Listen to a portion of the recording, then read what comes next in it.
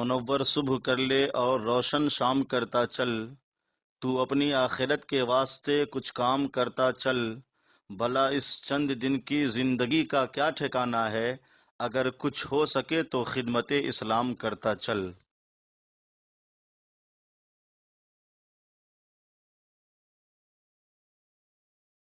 سورۃ النساء کا چوتھا رکوع ہے، چوتھے پارے کا یہ آخری رکوع ہے۔ سورۃ النساء کی آیت نمبر 23۔ اس آیت کریمہ میں ان عورتوں کی فہرست بیان کی گئی جن سے نکاح کرنا حرام ہے۔ حرمت علیکم امہاتکم، تم پر تمہاری مائیں حرام ہوئیں۔ امہاتکم کے تحت مفسرین نے لکھا کہ دادی، نانی، ماں سب حرام ہیں۔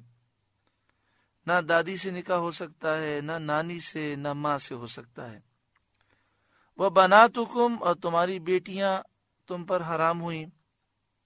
تو مفسرین نے فرمایا کہ بیٹی بھی حرام ہے، پوتی سے بھی نکاح کرنا حرام ہے، اور نواسی سے بھی نکاح کرنا حرام ہے۔ وہ اخواتکم، اور تمہاری بہنیں تم پر حرام ہوئیں، چاہے وہ سگی بہن ہو یا باپ شریک بہن ہو یا ماں شریک بہن ہو۔ سگی بہن سے مراد یہ ہے دونوں کے والدین ایک ہوں، باپ شریک سے مراد یہ ہے کہ دونوں کے والد ایک ہوں، اور ماں شریک سے مراد یہ کہ دونوں کی ماں ایک ہو۔ وعماتکم، اور تمہاری پھوپھیاں، اس میں بھی اسی طرح کا حکم ہے۔ پھوپھی کہتے ہیں باپ کی بہن کو، تو ہمارے والد کی جو سگی بہن ہے وہ بھی ہم پہ حرام ہے، ہمارے والد کی جو باپ شریک بہن ہے وہ بھی حرام ہے، اور جو ماں شریک بہن ہے وہ بھی حرام ہے۔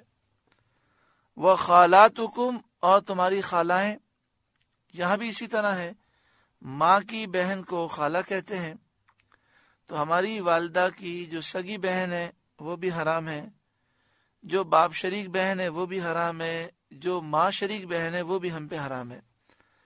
وہ بنات الاخی، اور بھتیجیاں، وہ بنات الاختی، اور بھانجیاں تم پر حرام ہوئیں۔ بھتیجی کا بھی یہی معاملہ ہے، بھتیجی کہتے ہیں بھائی کی بیٹی۔ اب وہ بھائی سگا ہو، باپ شریک ہو، ماں شریک ہو، اس کی بیٹیاں ہم پہ حرام ہیں۔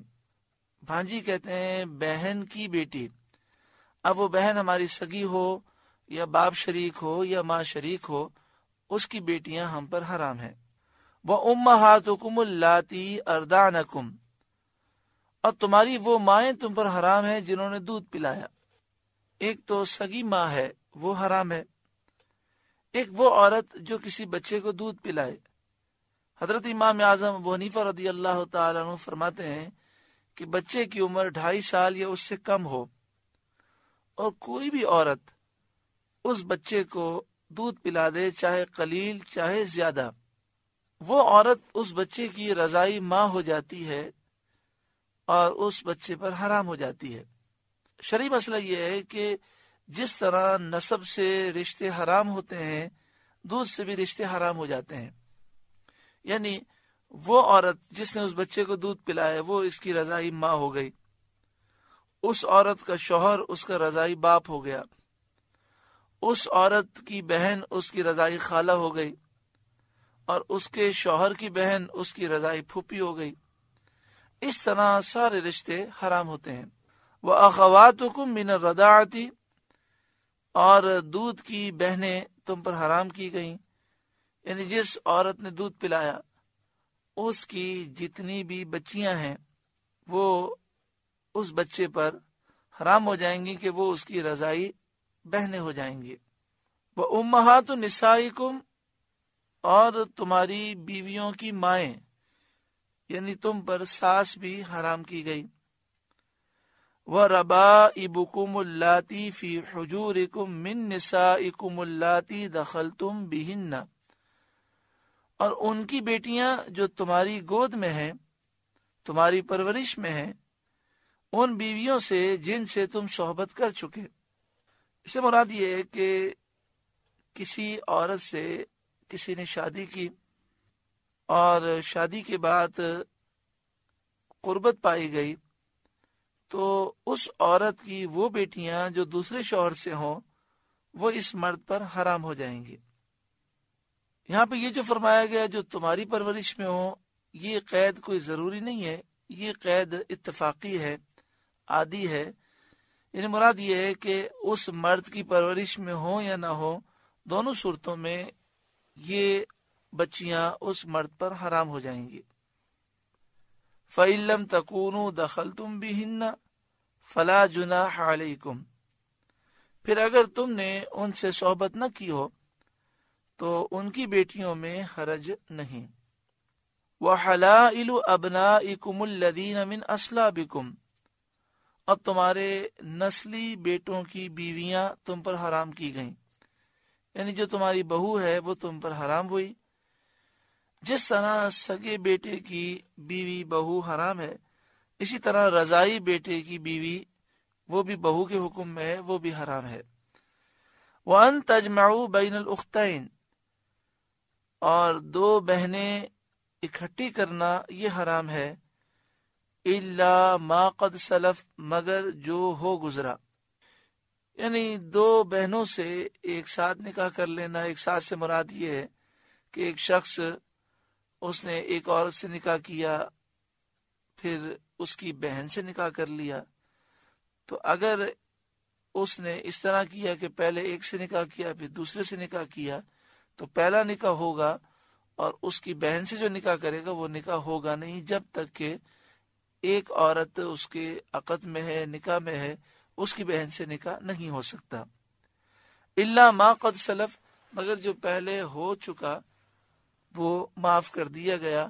اور ان آیتوں کے نزول کے وقت جو معاملات اس طرح کے تھے جن کے نکاح میں ایسی عورتیں تھیں، انہیں یہ حکم دیا گیا کہ وہ ان سے جدا ہو جائیں اور میاں بیوی کے تعلقات اور یہ سوچ اور یہ فکر ختم کی جائے۔ ان اللہ کان غفور الرحیم، بے شک اللہ بخشنے والا مہربان ہے۔ یہاں پر اس مسئلے کو بھی سمجھ لیں کہ جس طرح دو بہنوں کو نکاح میں جمع کرنا یہ حرام ہے، اسی طرح دو ایسی عورتوں سے نکاح کرنا کہ دونوں عورتوں کا آپس میں رشتہ ایسا ہو کہ ایک پھوپھی ہو تو دوسری بھتیجی ہو، یہ بھی حرام ہے۔ یا دو عورتوں کو اس طرح نکاح میں جمع کرنا کہ ان کا آپس میں رشتہ ایسا ہو کہ ایک خالہ ہو دوسری بھانجی ہو، تو اس طرح بھی نکاح کرنا حرام ہے۔ ان اللہ کان غفور الرحیم، بے شک اللہ بخشنے والا مہربان ہے۔ 5ویں پارے کا آغاز ہے۔ گزشتہ آیت میں اس بات کا بیان تھا کہ کن کن عورتوں سے نکاح کرنا حرام ہے۔ آگے فرمایا گیا والمحصنات من النساء، اور ان عورتوں سے نکاح کرنا حرام ہے جو شادی شدہ ہیں۔ جب تک عورت کسی کے نکاح میں ہے تو اس سے دوسرا نکاح نہیں کر سکتا۔ الا ما ملکت ایمانکم، مگر کافروں کی عورتیں جو تمہاری ملکیت میں آ جائیں، گرفتار ہو کر بغیر اپنے شوہروں کے، وہ تمہارے لیے بعد استبراء حلال ہیں، اگرچہ دارالحرب میں ان کے شوہر موجود ہوں، کیونکہ تباین دارین کی وجہ سے ان کی شوہروں سے فرقت ہو چکی۔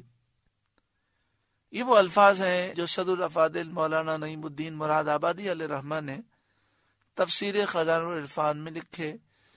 اس کو آسان الفاظ میں اس طرح ہم سمجھ سکتے ہیں کہ ایک دارالاسلام ہے، جیسے مدینہ منورہ کی ریاست تھی، سرکار دو عالم صلی اللہ علیہ وآلہ وسلم نے اسلامی ریاست مدینہ شریف میں قائم فرمائی، اور ایک وہ شہر ہے جس پر کافروں کا قبضہ تھا جسے دارالحرب کہا گیا۔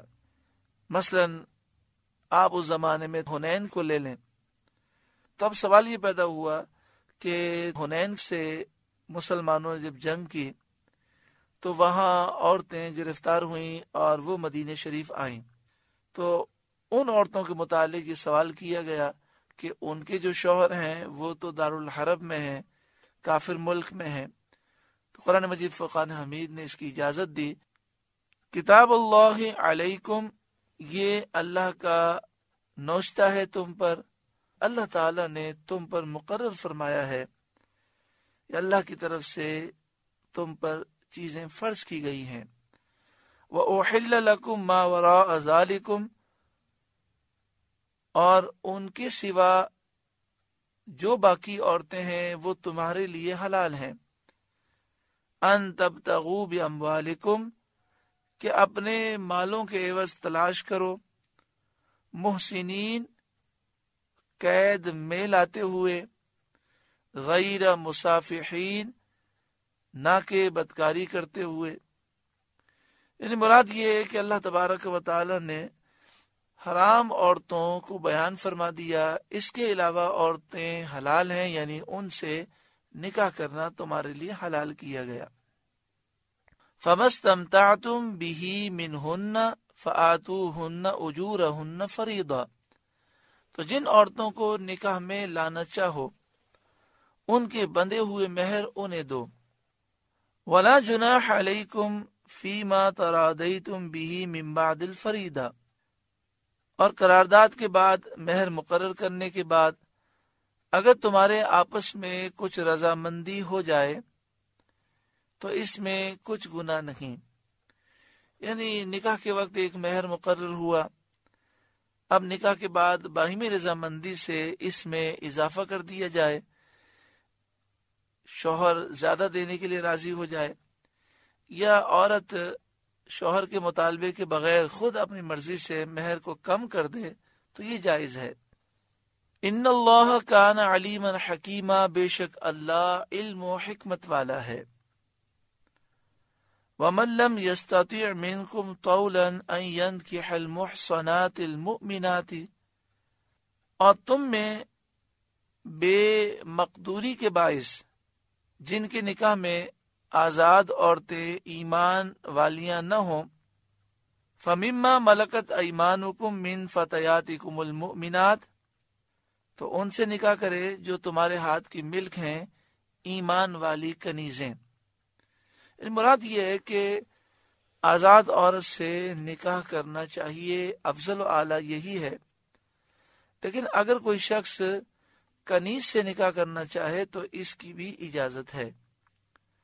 ہاں، بہتر یہ ہے کہ جو آزاد عورت سے نکاح کرنے کی طاقت رکھتا ہے وہ کنیز سے نکاح نہ کرے، لیکن یہ پہلے ذکر کیا جا چکا کہ جب یہ قرآن پاک کا نزول ہوا تو اس وقت غلام اور کنیزوں کا رواج تھا۔ نبی اکرم صلی اللہ علیہ وآلہ وسلم نے ایک ایسا نظام قائم فرمایا اور لوگوں کو اتنی ترغیب آپ نے دلائی غلام آزاد کرنے کی کہ غلام آزاد ہوتے رہے، اور آج کے دور میں غلامی کا رواج نہیں ہے، نہ کنیزوں کا وجود ہے نہ غلاموں کا وجود ہے۔ تو اس زمانے میں جب کنیزیں ہوتی تھیں تو فرمایا گیا کہ آزاد عورت سے نکاح کرنا یہ افضل و اعلیٰ ہے، لیکن اگر کوئی کنیز سے نکاح کرنا چاہے تو بھی کر سکتا ہے۔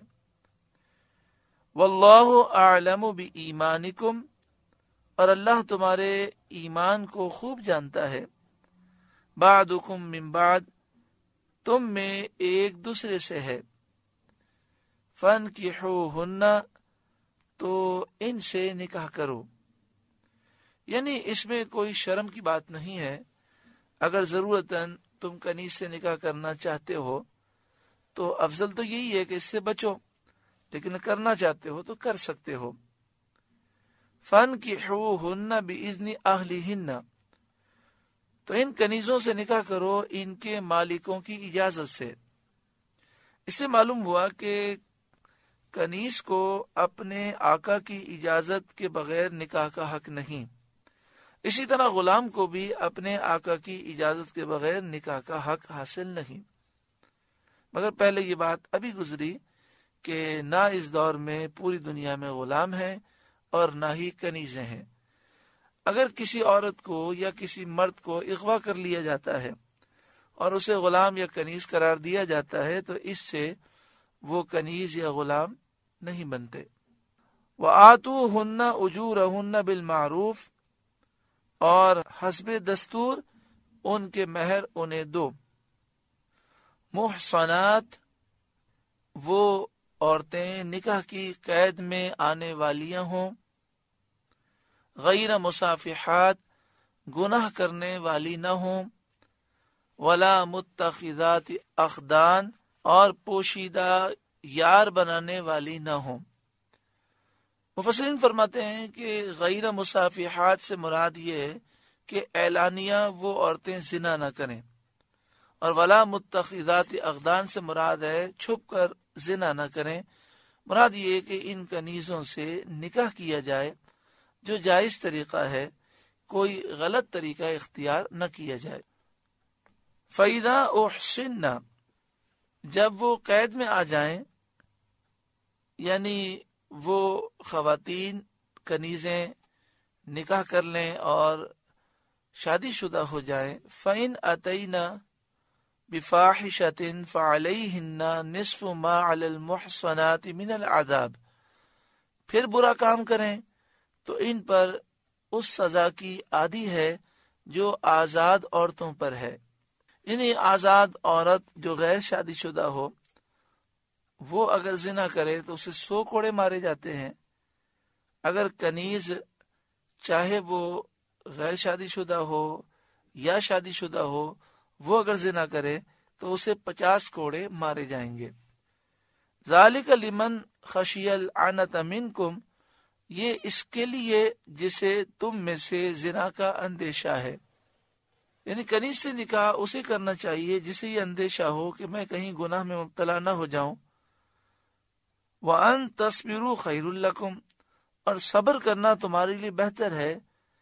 اگر کنیز سے نکاح نہ کرو تو یہ تمہارے لیے بہتر ہے۔ واللہ غفور الرحیم اور اللہ بخشنے والا مہربان ہے۔ سورہ نساء کا 4 رکوع مکمل ہوا۔